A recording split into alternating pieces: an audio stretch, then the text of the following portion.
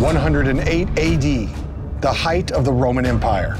Caesar receives a dire message from the northernmost regions of his territory, Britannia. The Celtic tribes are in open revolt. In response, Caesar dispatches Rome's most formidable military unit, the 9th Legion. But as they march into battle, the unthinkable happens. The entire legion disappears. They vanish into thin air. My plan is to investigate a newly discovered stone tablet of the 9th's last known location to find out how they disappeared. This was the first one that we found. The skull is between the knees. This is Rob Riggle.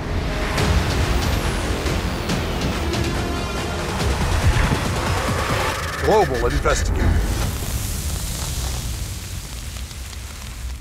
This partial tablet is the last known record of the 9th.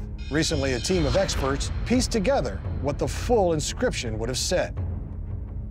The interpretation of this, Legio 9 Hispania Fecit, which basically translates as, this was built by the 9th. This is great, okay. We know for a fact that the 9th Legion was in York. Yep, Eboracum, York, yeah. In 108 AD. Exactly. After that, there's a reference to that they prepared for war. Dan, is there another tablet that exists that says where the 9th Legion was going next? Because that would be huge. The trail goes cold after here. If they did go north, you're looking at a very large sort of intake fortress like Vindolanda or somewhere like that. Well, Vindolanda? Vindolanda, yeah. Vindolanda was one of the northernmost forts in the Roman Empire. It was active from roughly 85 AD to 370 AD, and it was a likely destination for the 9th Legion on their journey north. The 9th Legion left Old York in 108 AD and went north to put down a rebellion.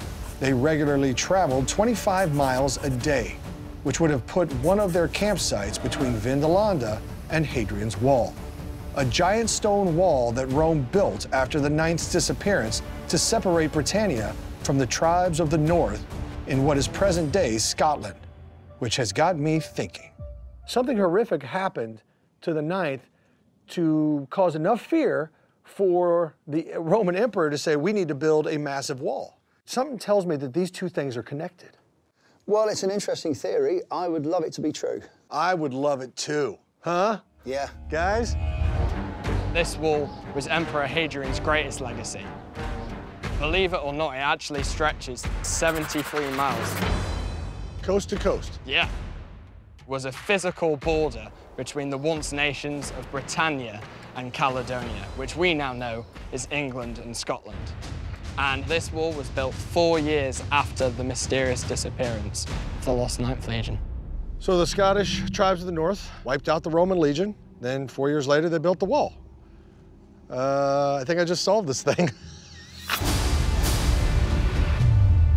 That was easy. This is probably the easiest one I've ever done. So thank you, case closed. It's not that simple. I mean, you've got to remember the lost 9th Legion. There's no evidence, no documentation, not even a single body found in the area as to what could have happened to them. Surely we would have found something in the last 1,800 years. Okay. All right, so either way, I didn't find any evidence of the 9th meeting their untimely demise here at the wall. So I'm retracing my steps. Vindolanda is just one of many ancient Roman forts in England. The Romans first arrived here in 55 BC, when Julius Caesar invaded. They gained a foothold on the island, but their time here wasn't easy.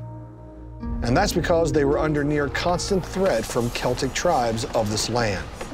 The Romans built dozens of permanent fortresses all throughout the United Kingdom.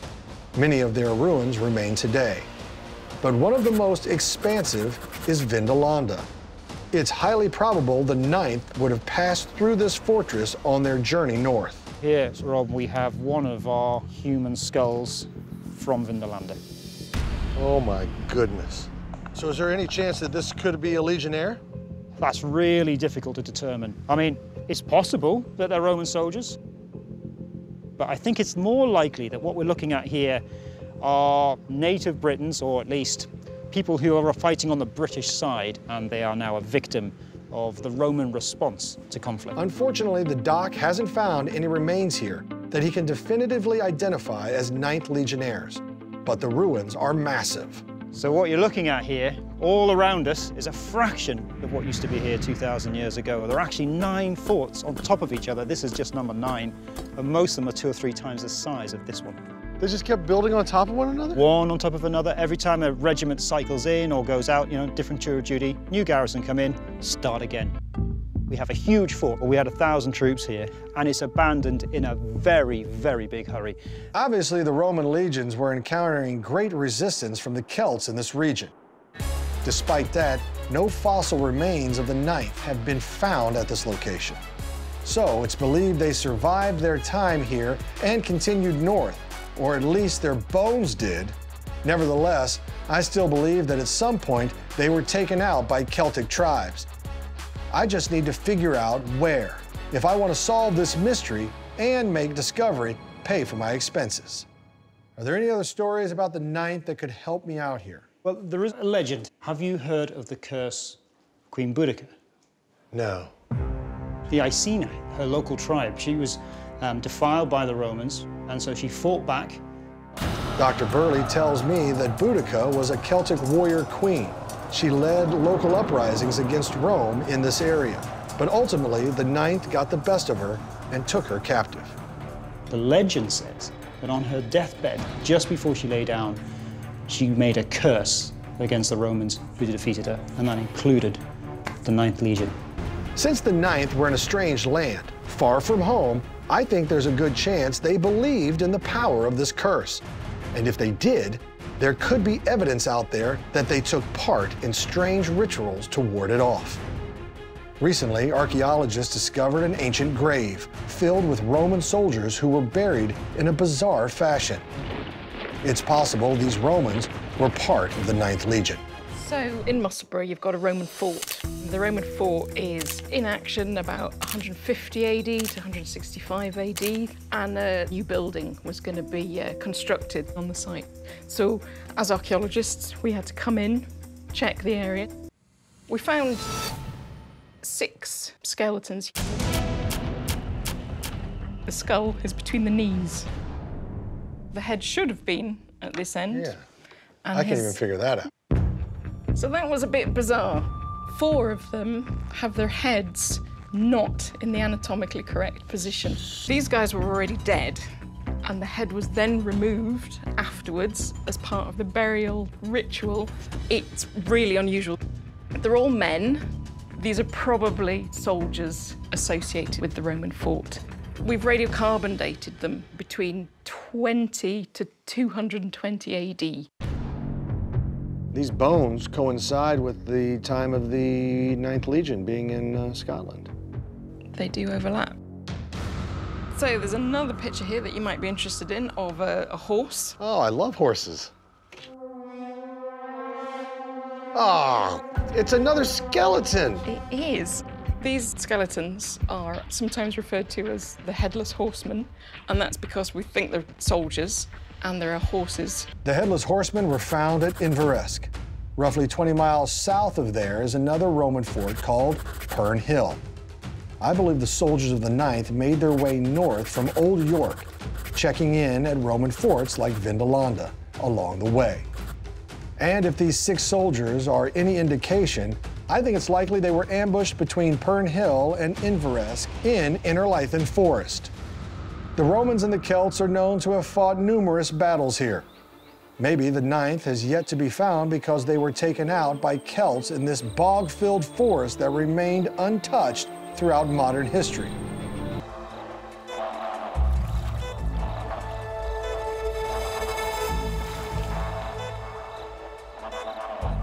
Oh, God, this is gross.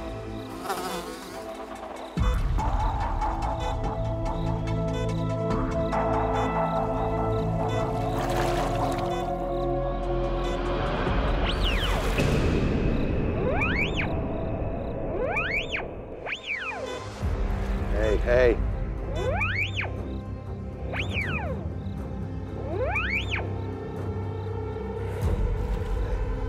Hey, I got something here. Hey! Oh, yeah. Yeah.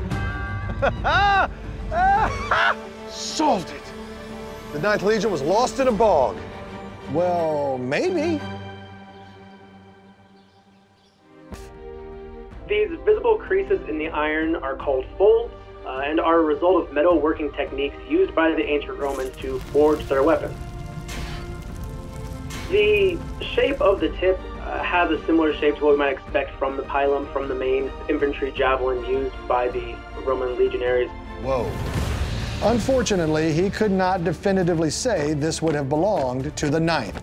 But he could also not definitively say that this didn't belong to the 9th either. So, take that. It may take years to uncover those boggy secrets, but if there's a chance we could find any evidence of the 9th in them, it's just gonna have to be done. I mean, not by me,